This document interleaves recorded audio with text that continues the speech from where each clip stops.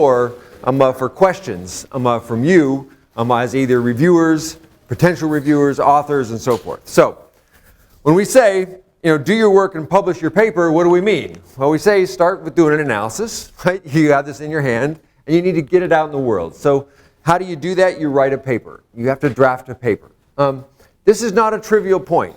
People kind of treat it as a trivial point, but actually draft a paper. That's the first advice. Like, write a paper that is actually readable, that people want to read. And you have to pick a journal. And the one thing to keep in mind is that you have to make sure that your journal and your draft come together, right? So you usually write a paper with a journal in mind or a class of journals in mind, and there are some very strong differences. Like AJS will take a 35,000 word paper, maybe not 35,000, but it'll take a big paper, and the limit at Social Forces is 8,000, and the limit in some public health journals is 2,000, right? So know what you're writing before you get there. Then you submit this journal. That's great. It's usually a pain in the ass. There's a lot of little things you got to do, but you submit it, and off it goes. And then you wait. And you wait, right? And sometimes you wait a lot, right? And then it goes off, and you get the reviews, and those reviews come back, and you either go to reject, and this process starts over again, or you go to publish. And you do that again and again, right? And so the process is, right, my one sort of big picture advice is don't do this, right, and wait. Do this and wait. Because each of these stages takes an amount of time, and you want to be able to have a position that you're not spending all your time right there, okay? And that's all I wanted to say, just to put it in the world so that we're saying the same things. Other advice or overviews? Well, I'll say a couple of things. Actually, my strategy is here when I do the analysis is I create my tables and figures, and then I write to the tables and figures. Yeah. Firstly. Secondly, learn how to write. So my bachelor's degree is in math. I didn't do a lot of writing. When I was defending my master's thesis, my advisor said, Tom, there's no verb in that sentence. And I said, well, it's implied from the sentence beforehand, right? So I was a pretty lousy writer. And after I got out of graduate school, I started subscribing to the New Yorker, which has great writing. And I read Strunk and White. And I read books on how to write, and I had to teach myself how to write. So learn how to write. And it doesn't come naturally to some people. Some people have a great voice, some people don't. But it takes work. The other thing I say is writing is not writing. Writing is actually rewriting, right? You write, and then you rewrite, and then you rewrite. Unfortunately, that's easy to do, right? But just be prepared to do a lot of rewriting. That's what it takes. And then, yes, I generally like to know which journal I'm writing to before I get my draft done. Because different journals have different styles, different expectations, and whatnot. I finished my PhD in communication. I got my first job at Hopkins, and I always thought I would go to a communication department eventually. So my first few years, I was writing papers and publishing in communication journals and in public health journals. They're very different things, right? The communication journals are 5,000 words. American Journal of Public Health is 3,500 at the top, So they're very different styles. So pick a style, sort of stay with it. I don't encourage you spreading across too many disciplines, right? And know who you're writing to and what you're writing for. And then the last thing I'll say, just tangentially, as editor of social networks, I reject a lot of papers that use social network analysis but don't really contribute to the theory or method of social networks, right? And the analogy I make is, if you use regression in a paper, you don't then send the paper to a statistics journal, right? Just because you're using that method doesn't mean that's the appropriate journal for you. So typically I get a lot of papers that are using network analysis in international development context or economic development or policy or some other substantive field, and I always say, this is really more appropriate for a journal in that area. So just as something to keep in mind. And that's about all I have to say about it. Before I open up for general questions, I'm going to ask the people in the room who've reviewed a lot to give me one key sort of pet peeve as a reviewer. If anyone want to volunteer first? Carter. Yeah, I put it in the form of pet peeve. Just to contextualize, I think this applies to all journals really, but it especially applies if you're trying to get into a trophy journal. If you're trying to get into science, nature, PNAS, things like that. paper where they are not centering the news you can use. Okay, a common error in writing a paper is if you write like a book report or like what I did over my summer vacation. I did this and then I did this. It's all about me. No one cares about you. Okay, they care about the results. So a paper that's effective starts with you figure out what have you found, and then you say who cares about that, and then what would they care about, and you center the key results and findings, and everything else is written around the findings. You may have done a lot of other stuff. If it isn't relevant, that needs to go in the supplement, it needs to go in the background, maybe it needs to go in somebody's thesis and not in the paper. Do not waste everyone's time with all the irrelevant stuff that you think is really important because you spent time on it, but it is not relevant to the reader. So write for the reader, not for you, and think about what is your most important and significant result, and write around the most important and significant result and hammer that home and make it super clear. Do all the other stuff serve that goal. If it doesn't serve that goal, don't put it in or put it in the back or put it somewhere else, however important it is to you, because the person who is really mattering is the person who's reading it, not the person who's writing. Carol? Yeah, I actually was making another comment that I will endorse that completely, and also to the editor of the journal, I would say logic flow matters. There's a lot of different ways to structure a logic flow. Temporal order, study, lots of different ways to think about logic flow. If you feel that your paper is not achieving a good logic flow that helps the reader, if you're reverse outline your paper and then interrogate it and restructure it to get a really good logic flow. Because communities are writing too much stories, so no matter how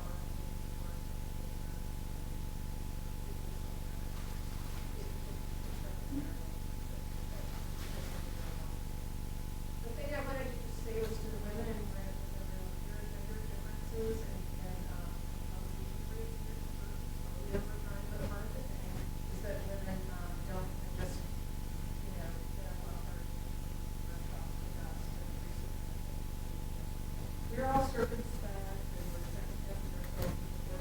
So emulate the men, and if you have your rejection, just like Lisa said,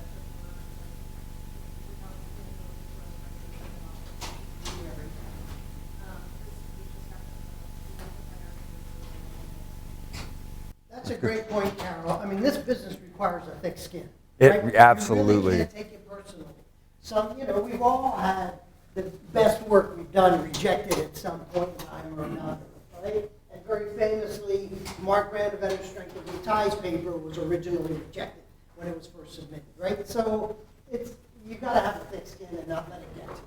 And you have to remember that no one ever looks at your publication rate. It's not the number of publications you have relative to the number of submissions. They give you the count. And so the people who have the most publications also have the most rejections, without a doubt. So please, David. Yeah, I was just going to say, maybe you had said this earlier, but you pick a journal, pick 3, because it's most likely to get rejected, and have those, if someone works your disciplinarity where you might be, try to pick some where you don't have to always rework the paper and references, Yeah. or your second and third. And then I was going to add my pet peeve is really people who are writing about their methods, and they're not really explaining why they did something. Some decision about how to reduce the stamp, some decision about say we did this, but if it's not crystal clear that that's like the one and only and best way to do it, if you're doing something non-intuitive, provide that justification, explain why that is the way it happens.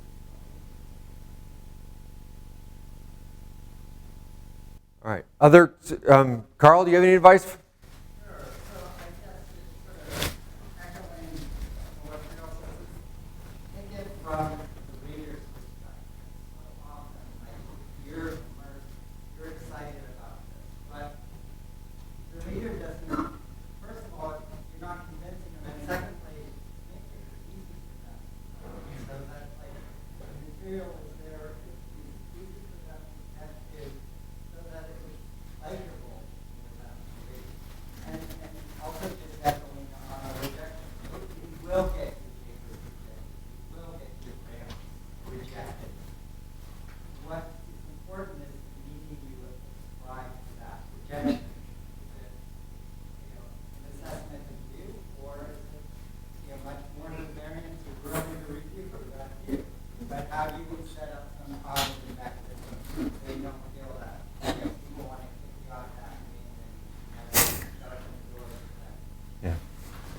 mean, it really is. I think that on the author side, you just can't say it well, how much you just have to just keep pushing forward.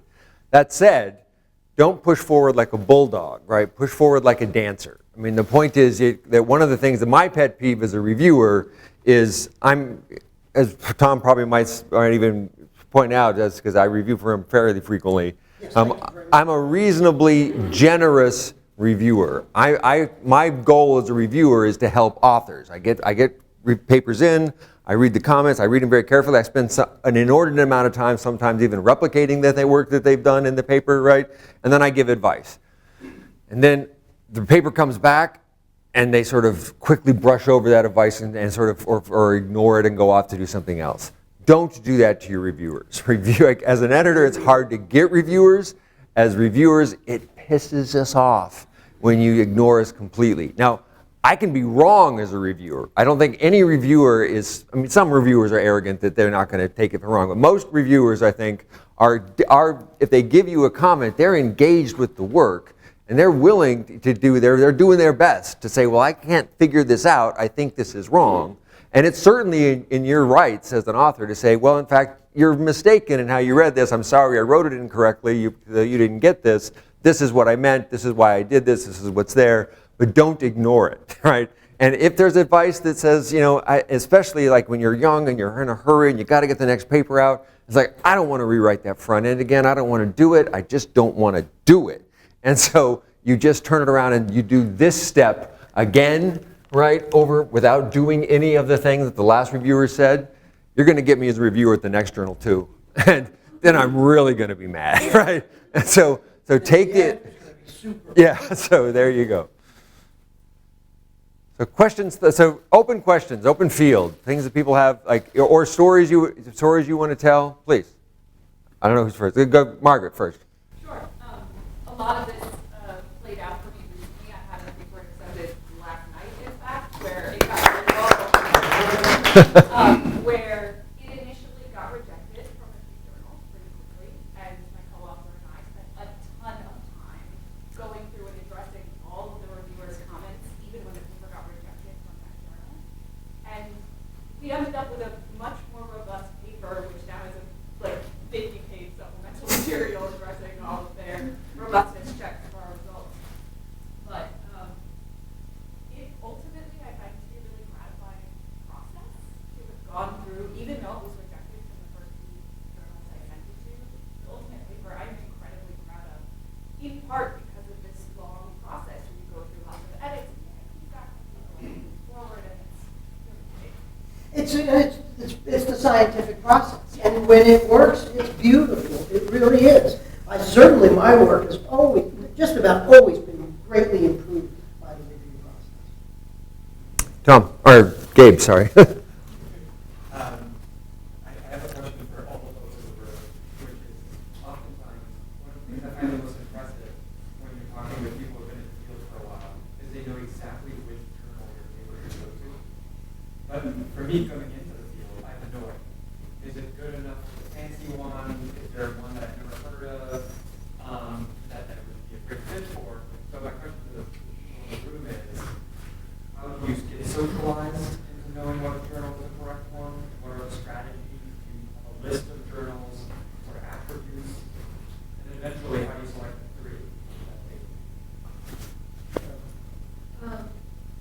You've done some research in order to do work, right? So you look at your background section, listening for study, and look at where there's people published. And then find certain journals that particularly open to this kind of work, this type of research. Those are the obvious ones. Then, when you're actually writing those journals, you better make sure that you're checking things and then publishing. Is that also kind of maybe might make the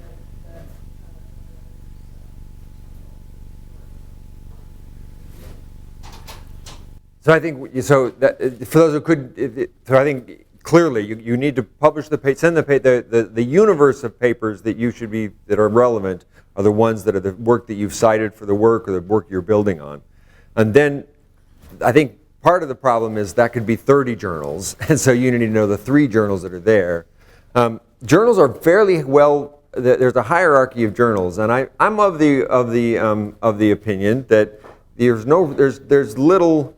If you're doing multiple, if you're not like, if you only have one, then it feels like it's a precious thing you got to do the right thing with. If you have many, then the main rule is overshooting a little is not so bad. So send it to a place that's better than you might think you're expected to, and then let it sort of trickle down. There's no like shame in doing that. I think that. So my sense that the only reason sort of not to do that is that sometimes the really high status journals are also really slow journals, at least in sociology. And so you have to be a little careful that when you do that process, you have to have a time horizon ahead of you for you to get that set. And otherwise, I think it's like you also want to, I at least want to publish in journals that I read. So I think that there's a sense in which you find yourself drawn to certain sets over and over again. So go to those sets again. But the more you read, the more time you spend in these settings, the more you're going to learn those journals. And I don't think there's a shortcut to that. Carol? Yeah, I mean, I think one of the other considerations for your own professional intervals and which journals you want to have recognition in those. So we want to have our needs for the readers that and I assume if people are adopting something that recognition reports, there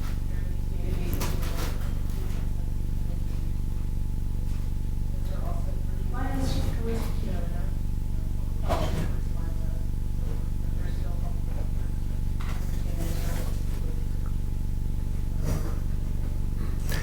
For those that might not be familiar, the journal citation reports are rankings of journals for how often the articles in those journals on average get cited, roughly. There's some weighting things in it, but it's essentially a visibility score for the journal that's set up.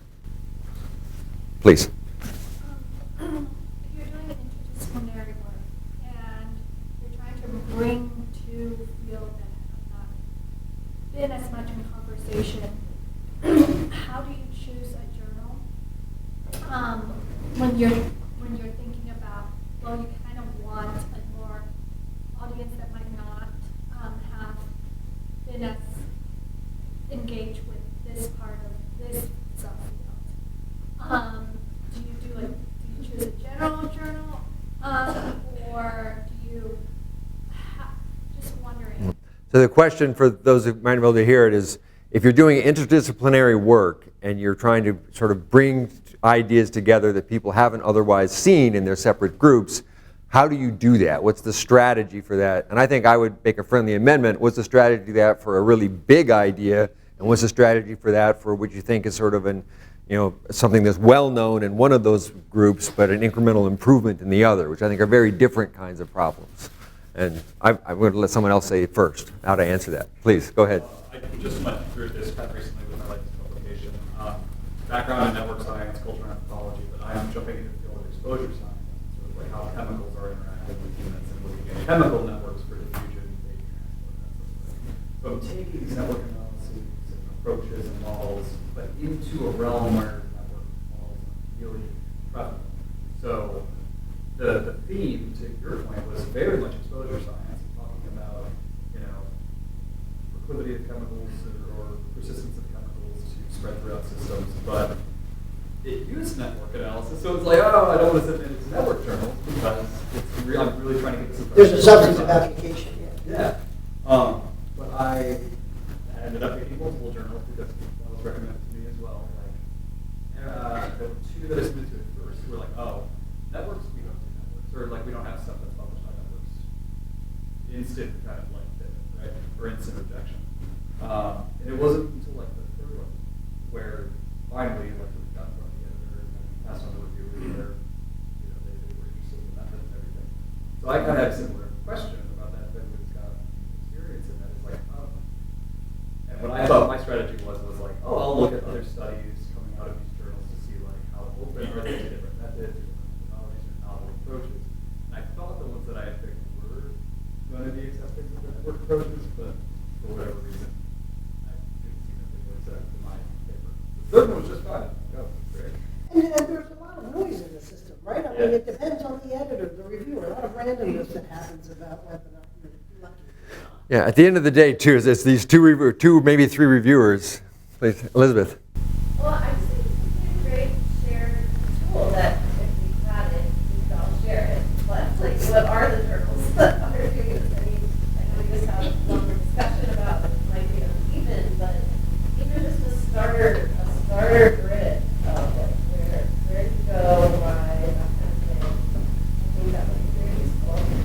And the real challenge is, I think of network analysis as a method, right? So it's this methodology that we use that we apply to a lot of different things. And whatever that thing is you're applying it to is where you're going to go and publish, right? I publish in American Journal of Public Health and Social Science and Medicine because those are the public health journals.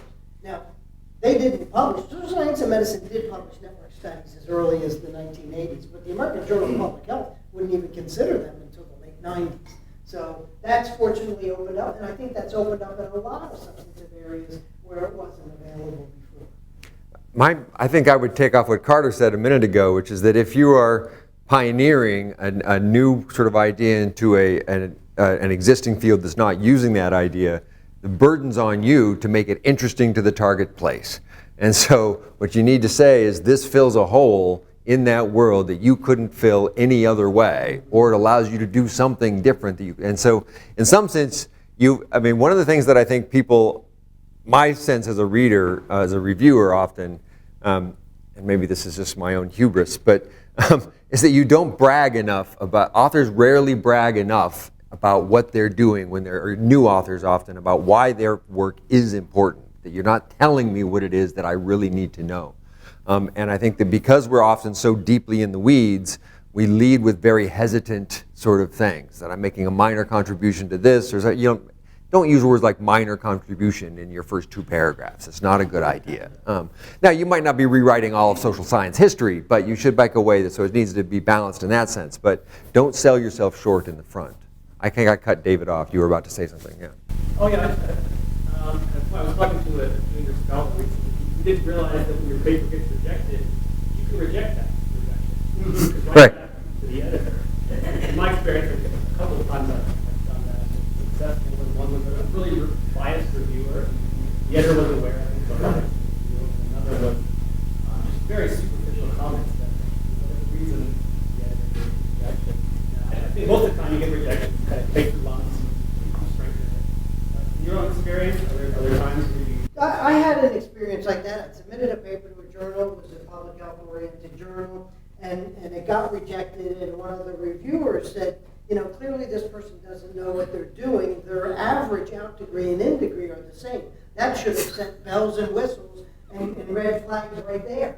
So I had to write back to the editor and say, yes, they're the same because every outgoing tie is an incoming tie. Showed a little toy network, and the editor went, oh, thank you so much, great, paper's accepted, go forward. So it happens, and if you put your due diligence in, I've had a couple of instances where that's happened. I had a paper rejected because we didn't have a control group, and so I listed all of the reasons why you use a control group and why in this particular study, none of those reasons applied, so we didn't really need one. And sure enough, the editor wrote back and accepted the paper. So, yeah. Carol, please.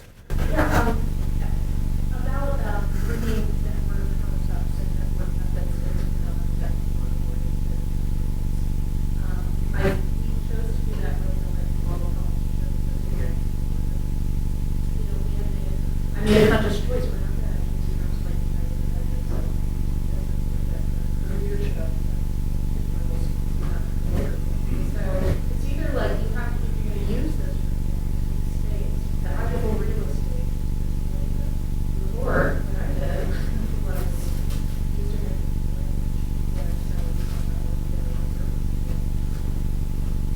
relationship types.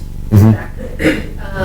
And words that anybody can access, which cuts your ties to physical. I don't know how you feel about that.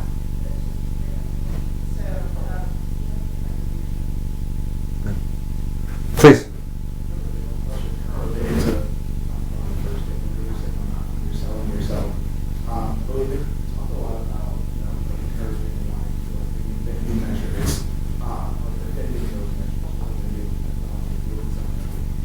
You also have to fill out yourself yourself.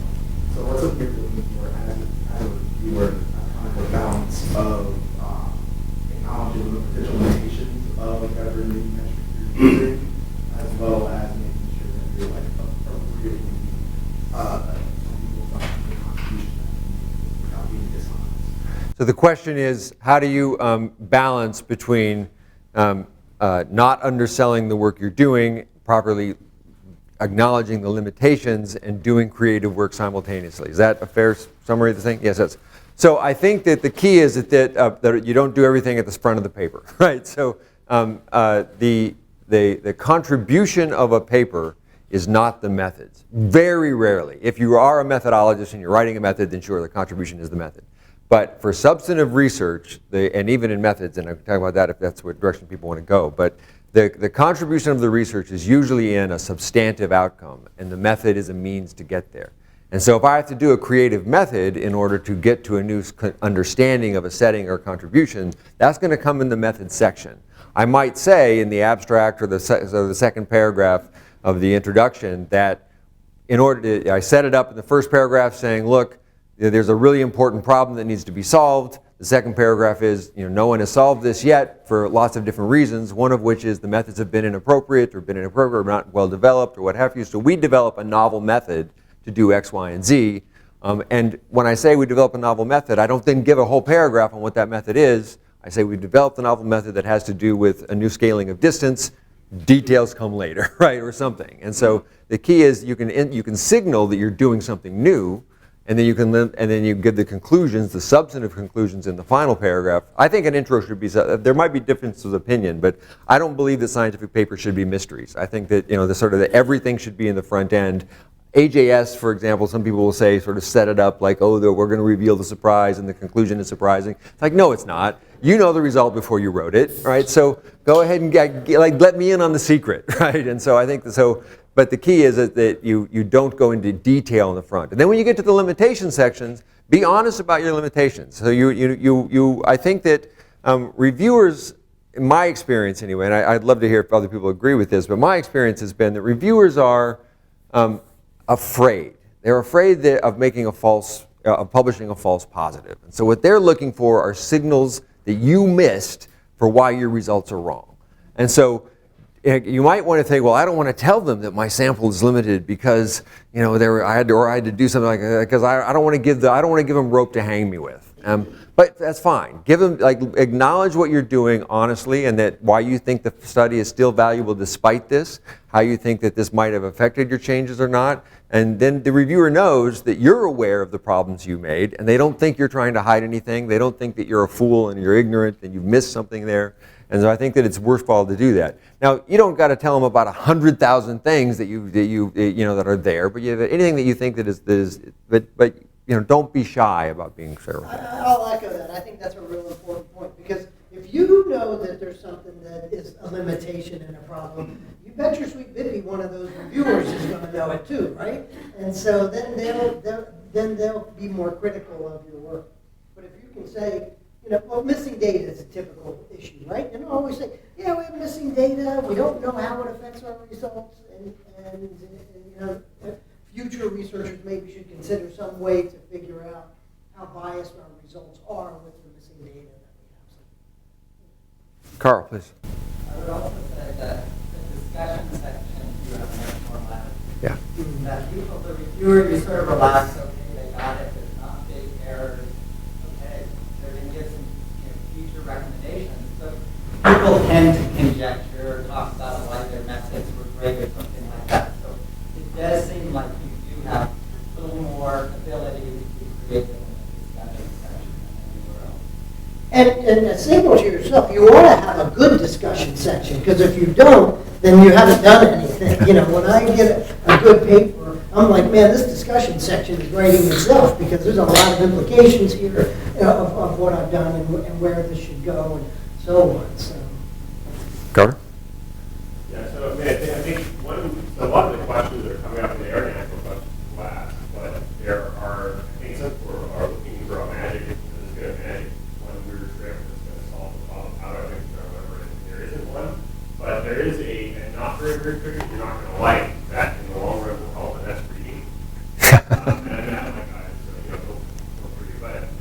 mean, if you really want to know what gets published in a certain journal, or was there, you have to read stuff in the journal. If you want to know how do I write to that journal, read the journal. I want to know how do people position their results in that journal, read the journal. All of those things are in the journal, so you can kind of read other papers. And you should use them as well. And what language do I need to use? How do I write? I mean, learning to write like a native, and every time you have a new community, it's like a new language, and you have to, it's hard. You have to learn how to say things their way, how to deal with whatever their issues are. So I think really the more you can read in your target area, the better you're going to do, but also read strategically, especially when you're reading to write. Think about what are they doing? How do they structure the paper? What is it back? What's different from what I've seen before? And emulate what you're seeing. I think that's the best meta trick that in the long run will work, even if in the short run, it can work. Another thing, so here I'll volunteer something that maybe is more that can benefit from. There's just a hard reality, and that's that reviewer quality and nature varies across fields, across journals, or whatever. And also across time, within the same journal. You will find that honestly, there will be places that if you send your stuff, the reviewers are going to be stupid. The reviewers are going to be 1/4 educated, they have confidence level like this, and knowledge level like that. And they are going to shoot everything. It's like the thing you're talking about not understanding degree matching. You're going to pull your hair out. People have no idea what they're talking about and are shooting your stuff. And like half the reviews will be like that. Now people have different ways of dealing with them. A lot of them talk about how do you get past that kind of issue. I gave you one other approach. Go away. Find a journal where at this time the editors are sensible, the community is sensible, they review things well. And send more of your stuff there. And I mean, my group does this all the time. If we find, okay, where currently are people interested in what we're doing and where the reviewers saying and where are we getting good response, we send more papers there. If there's an area where people are full of it and they're reporting what's going on, okay, we could fight with them and we could fight all our papers in, we would get a third of the stuff published, or we could just take it to an audience that's actually willing to hear what we're saying. Now, I mean, there are different opinions. There are costs of doing that. Yep. You may or may not want to do that for your career, but it depends. Like, do you really need to publish an ASR Podcast? I mean, then I'm sorry for you. But, if you don't, go somewhere else where the reviewers are saying. But I mean, that's something to be aware of and think about, right? If you have a choice as a writer, actually, to vote with your feet and vote with your time and your attention, if there's a community that's not functional, take your work to a community that's working well. And again, that's not just the reviewers, but is the editor making good calls? Are they sensible people? You'll find some journals are just much easier to work with. And if you do good work, it'll get reasonable reviews, constructive, you're going to improve your work, you're going to publish it, it's going to go smoothly. Others, you're just going to fight tooth and nail to get anything. Don't feel like you are doomed as an individual, that you just have no choice, you must slog. If the community is not functional, go to a community that's working. Carol, please. Just a note, civic responsibility for authors. Part of the reason that journals are responsible is I have, so many times at journal meeting, I forget it. And I have to 25 to get reviews, so I know for every article you publish, And I think that that is for new people coming up, and certainly for all of us who have done this for a long time. Reviewing is part and parcel of this job. This is a generalized exchange system. We are in this business to promote science, and it's not just our own work. We have to promote the work of our communities and be contributing to that. So being a good citizen to review is important. Well, you also learn how to write and submit papers. Yeah. Because when you're in that reviewer role, now you're taking on that and you go, oh, this is what a reviewer sees or what a reviewer thinks, right? So. And I got to tell you, I love being a reviewer. Not sometimes for reading the papers. Some are better than others, of course. But my favorite part of the entire review process as a reviewer is getting the other reviewers back. And I actually gave social networks a hard time because their system wasn't sending along the attachments. And it's just recently because in part, I want to know what the other reviewers saw. I want to know if I'm right, right? So I'm guessing that I reviewed it and Carter probably reviewed it, and I want to know if he thought I was doing the right thing. So it's to me that's a real joy of the process, is that you don't get to see that. And I think there's so much implicit knowledge you learn about the way the field works by reading what other reviewers see of other people's papers. It's one of those times you get to see a third-party relationship that you don't otherwise get to see, which is really nice. Yeah, you learn what did they see that you Yeah, didn't see, right. and where do you overlap? Please. Yes.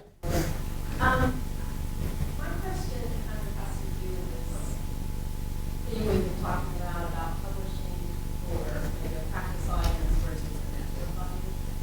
And in my field, social network analysis is kind of underutilized. I really like people to get excited about it. We want people to start thinking about networks and networks. That said, I'm always publishing practice journals. And I love to publish. I want to publish, but I really want an article to get read. And I think the title is something that will attract people to actually read the article and be interested in it. And I've noticed that I think there's one article I'm so proud of, and I'm reading network today. Nobody's reading it. Nobody's studying it. They're like, it's a really good article.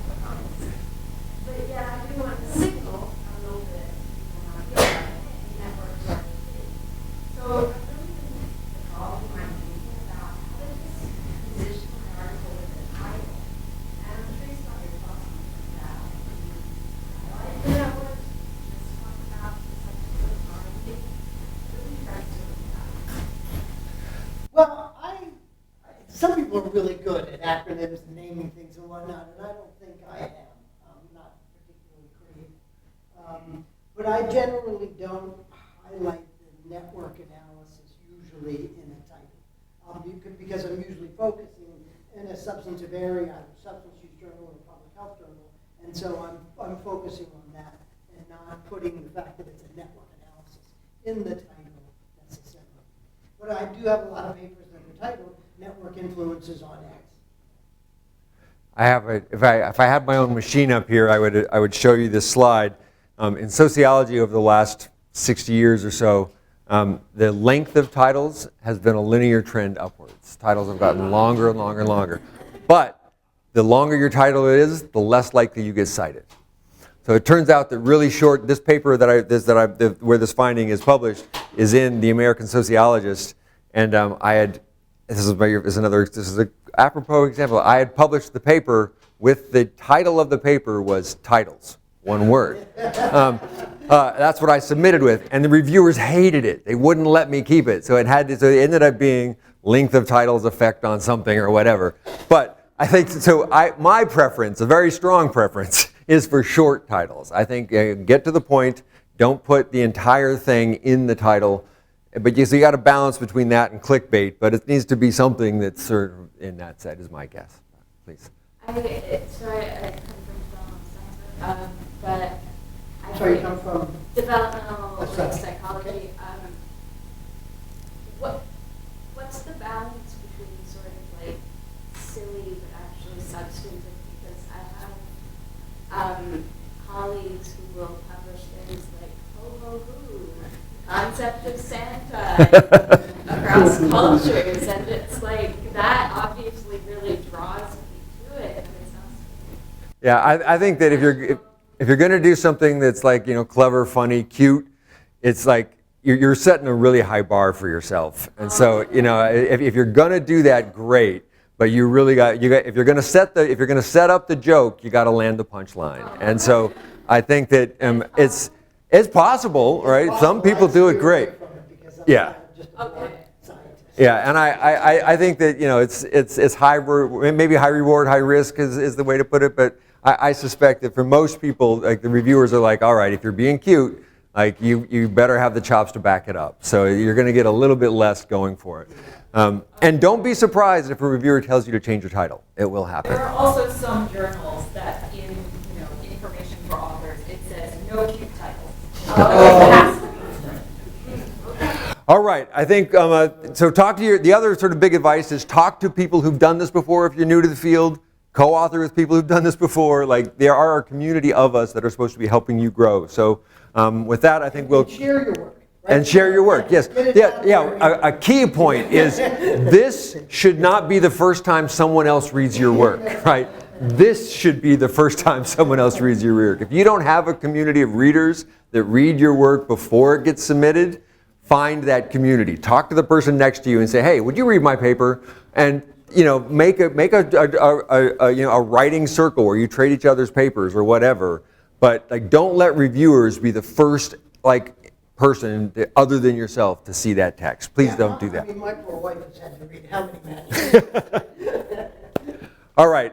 Next up is Carl Latkin, and we'll get him set up and go from there.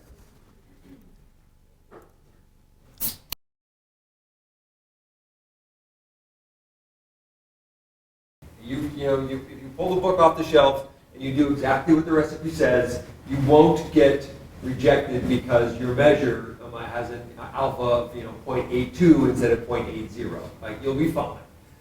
But you'll cook boring food, and your papers will get rejected because they're boring and because they're uninteresting, or they'll appear in places that no one wants to read. And so what you should do, I think, instead, you should write some of those, just like you should cook some rice, and it'll have to go along with your other good things, right? You need rice and potatoes, that's great, nothing wrong with that. But you should also think carefully, and I think Craig has done a nice job with this kind of thing, about what kinds of questions do you want to ask, what kind of answers do you have in front of you, and what network analysis is, unlike many other parts of this social methods world we sort of muck around in, is that you are free to sort of mix and match your ingredients, right? So I can decide that I want to, I think closeness centrality doesn't work right in this way. Well, it's not because I can use a different distance that underlies it, or I might use a different way of calculating a grouping, or I might find something else. And the key is to defend it. Like, you don't do it because it's uninteresting, or because you just happen to make it up out of thin air. You do it because you have an intuition about the way the social world works, and you map that to a mechanism in the data, or a trace of a mechanism in the data. And so you might end up then with a reviewer who says, well, I've never seen this measure before, is it valid? And you can say, I don't know. Like, I don't know when another person who does this measure, they will get the exact same result. I don't know the distributional properties of this measure. It might be problematic. But it's defensible for these 4 reasons. And those 4 reasons actually add to the interest. And wouldn't it be great if we knew more about the intuition behind these, about the distributional properties and the rest of these? And you will find that you get cited much more for having invented an interesting measure that other people can use than you will forever the correlation of that measure to whatever outcome you care about. Because despite about as much as people think about it, most reviewers in particular don't care about your work. They care about their work. And they want to take this work and use it for something else. So you need to be providing for them a tool that is interesting and creative and valid that they can use on it. And you need all 3 of those things. You can't just make up, my dog's color and my cat's hair and or call that something. It can't be completely stupid. But you wouldn't be here if you did things that were completely stupid, right? So you need to do things that are sensible and reasonable and defensible. And if you do that, you'll do more creative work. You'll have much more interesting rejection letters from your reviewers. And you'll be able to do something with it that's fun, right? Tom, what are your thoughts on sort of the way that we do things as an editor? I mean, exactly what you're saying. You document things, you think creatively, and you make the case for why you want to do it that way. And I'll tell you a story. Years ago, I was working with a colleague, Sabina Giselle, and they were doing an intervention. And we came up with this idea to develop network diagnostics. So while the intervener is creating the intervention and working with these groups, they would work with them week in and week out, very common kind of health promotion intervention. We said, well, let's measure the networks. And then we'll write a little program that gives the graph and a bunch of metrics, the degree scores, all the density, the reciprocity, centralization. We'll give them to the interventionist, and then they'll know how to encourage certain people to get involved. You don't want any isolates. You want a lot of symmetry in your ties. You don't want to be centralized. And so we came up with a list of what those metrics are and what the reasonable values they should be. Right? So we send the paper into health education and behavior, and I knew this was going to happen. All 3 reviewers said, where did you get these threshold levels from? And how can you justify them? And I wrote back and said, I have no idea. Nobody's ever done this before. But it seems to me that they're reasonable given my experience. All 3 reviewers were like, okay, sounds good. Right? I thought they were going to reject the paper based on that. But again, it just goes to explain your rationale, why you're doing it, what you think of it, and like you said, people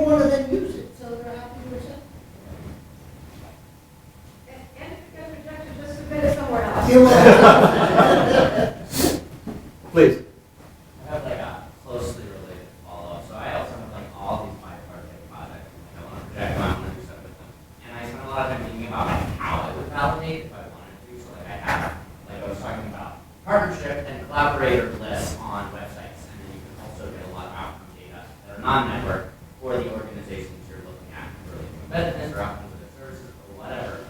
But it feels a little bit like a needle in a haystack thing where I'm like, I make my network and I correlate it to whatever membership or whatever metric I have. I don't know, is that something people do when they're making up these new kind of ways of understanding networks? I'm specifically thinking about like training networks or like school membership networks. So what are the things that they do? I lost you. I lost the Sorry, second. yeah. I also kind of lost myself. So, for example, I have a list, and I've talked to you specifically about this project, a list of community health workers and a list of places where they were trained, and then a list of perceived training outcomes. And I'm creating a network despite the fact that it's not network data. And the way that I would validate that it's in any way meaningful would be using these outcome data of their trainings, the perceived, what they got out of it. But that network could represent any number of things other than what they learned. Gotcha. So I'm going to re-say what you say in sort of a different way and see if this captures it. And I think that what you've discovered is one, so the question is, I'm doing this thing, I'm trying to figure out if it's interesting because I want to find an outcome, but the only way to know that what I'm doing is interesting is if it's correlated with the outcome. And so you're sort of bootstrapping your end test, if you will, by the virtue of the creation of the thing you're doing. And there's two concerns that come with that typically that you will get pushback for. One is that it's a circular effect, that you've sort of managed to curate not quite a p-hacking problem, but something not dissimilar from it. You look for a result and you stop looking when you find something. And another version of this is that essentially you've done an old sort of University of Chicago trick, which is you take a really crappy measure and you give it a name that everyone loves, and you just call it the name, right? So Moody's dog cat fighting correlation, I'm going to call it family antagonism, and we're going to talk about family antagonism. And so I think that the issue is that both of those critiques are true, and I think that they are the risk of pioneering work. And all you can do is say, what I would love to do is have a validated measure of family antagonism. I don't have a validated measure of antagonism. What I have is a series of observations that these are what are available, and this is why I think they map onto family antagonism, and that's what I'm going to use. And at the end, I think that there's the field has gotten a little less tolerant of just making up names for nonsense, and I think that's probably good. It's a little more boring, but that's all right. I think that's probably fair. But I think that it's okay to talk about your theoretical linkage to what you're doing.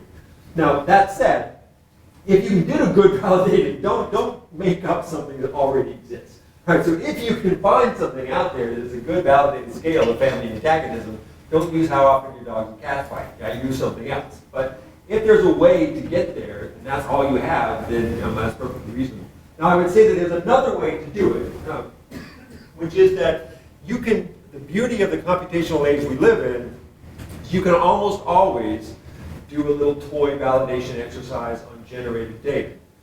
So I can simulate a social mechanism about people moving to training programs, and I can vary the size of those training programs, I can vary their things. And so I can generate a simulation, generate that outcome, and if the underlying social process would give the same trace that you've observed in your other set, that's another sort of avenue of validation.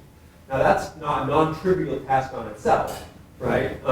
But if you find that you're having no success with the logic model, a proof of concept by generating from the ground up is not an unreasonable way to go either.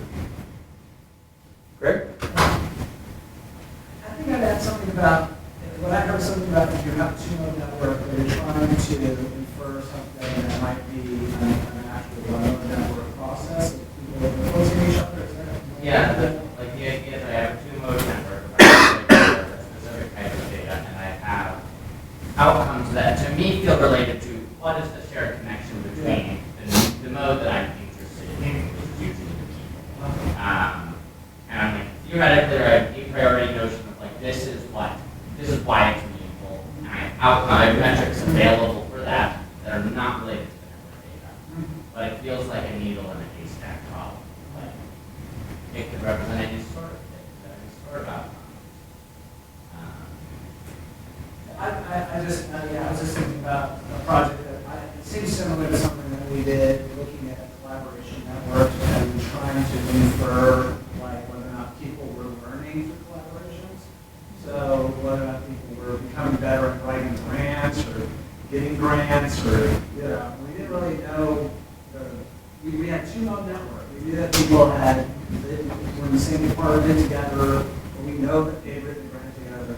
And then we varied it by the size of the two known networks. So that might be a bit of a smaller groups should be better at channeling influence or something like that. So there are, again, I think if you have a good substantive understanding of what you're getting at, then you may be able to leverage some of the variation that you have naturally in here to kind of show, give sort of, you're never going to completely nail it down, but it's a little bit like the Christakis and Fowler thing that they got so much grief over. And they're like, how do you know that, well, we compared friends who didn't live in the same zip code to spouses. And so if you have some kind of variation there, you might be able to hone in on it. I'm not sure if that's helpful, but as a general sort of tool for thinking about working with two-mode data, where you don't necessarily have a direct observed interaction or tie or one mode, there are ways that you can kind of play around with, the boundary and seeing if that relates to some variation in the outcome.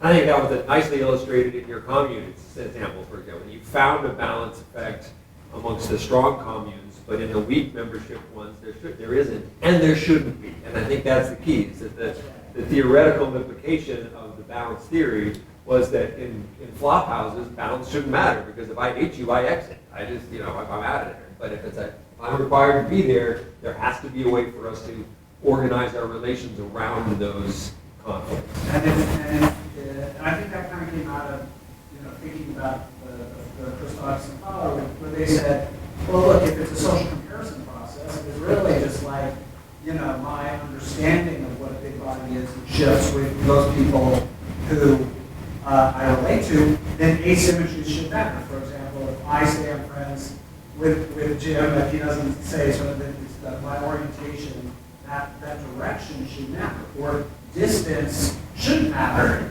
Like, in other words, if it's just that they opened up a great, restaurant next to both of us, and that's what's driving. So I think that one of the things is we oftentimes feel like we should just have one way to knock it out of the ballpark, and instead, it's sometimes better to pick away at the alternative explanations a little bit by varying the variation you do have in the data.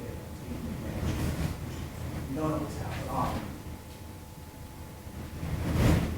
I'm more like, does it work? Throwing the stuff at the wall when you're in number 10? Yeah, this is kind of like, thank you. Please.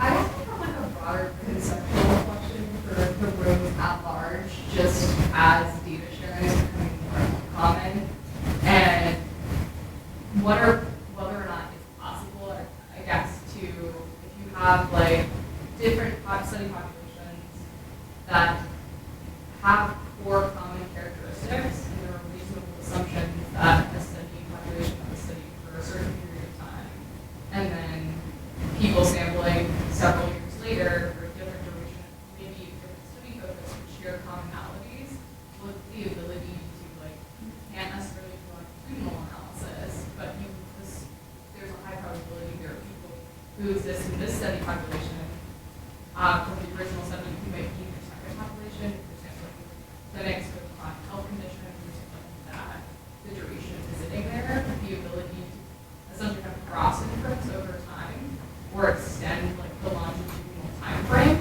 but who maybe can't really identify those people as do longitudinal analysis, like what the opportunity to connect essentially distinct study populations or studies now that there's wider sharing and that data is available and that older data could inform newer collection outputs or things like that. But the study team might be variable or like, but there are commonalities of how to.